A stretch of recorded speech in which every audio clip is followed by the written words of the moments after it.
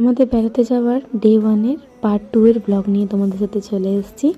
দীঘায় নেমে জাহাজ বাড়ির ঠিক উল্টো দিকের রাস্তায় চলে আসলে পড়বে হচ্ছে মোহনা গেস্ট হাউস। তো আমরা ওখানেই স্টে করেছিলাম। প্রথম দিন একটু বেলা করে আমরা বেরিয়েছিলাম। আমরা ঠিক স্নান করিনি, বাট পাথরের ওপরে বসে অনেকটা সময় কাটিয়েছিলাম ঋদ্ধিমাকে নিয়ে, বিকজ ও স্নান করতে ভয় পাচ্ছিল।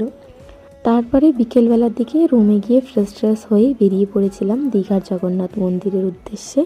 আমরা বেরিয়েছিলাম বিকেল নাগাদ, 5টা সাড়ে 5টা নাগাদ। ভীষণ সুন্দর লাগছিল মন্দিরটা দূর থেকে। আর ঋদ্ধিমা তো এসে অনেকটা বড় জায়গা দেখে ভীষণ হ্যাপি হয়েছে, একা একাই খেলছিল।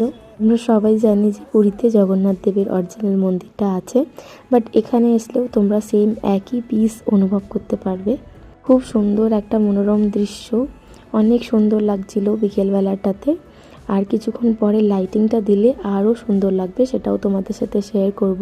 তোমরা যদি আসো, তোমরা ওই 5:30 নাগাদ যদি আসো, তাহলে সানসেটটা যখন হয় না, মন্দিরটা আরও বেশি সুন্দর লাগে।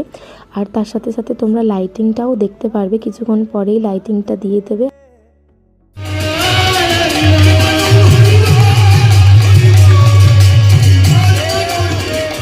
দেখো, যেটা তোমাদেরকে বলছিলাম, লাইটিং ছাড়া মন্দিরটা একরকম লাগে, আর লাইটিং দেওয়ার পরে মন্দিরটা আর একরকম সুন্দর লাগে।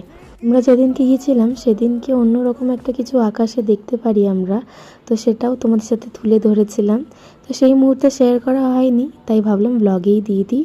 মন্দির ঘোরার পরে আমরা চলে গেছিলাম সোজা ওল্ড দীঘায়। রাত্রিবেলায় সমুদ্র সৈকতটা অন্যরকমই লাগে, দেখো কি সুন্দর, তাই না? অনেকক্ষণ প্রায় এখানে সময় কাটিয়েছিলাম সেদিন। আর তারপরেই আমরা চলে গেছিলাম খাবার নিতে। ঋদ্ধির এখানে ঘুমও পেয়ে গেছিলো, তাই আমরা ভাবলাম যে এখানে না বসে খেয়ে একবারে রুমে খাবার নিয়ে চলে যাব। তাই খাবার টাবার নিয়ে একেবারে রুমে চলে গেছি। দেখা হবে পার্ট 2-তে। ততক্ষণের জন্য স্টে টিউন।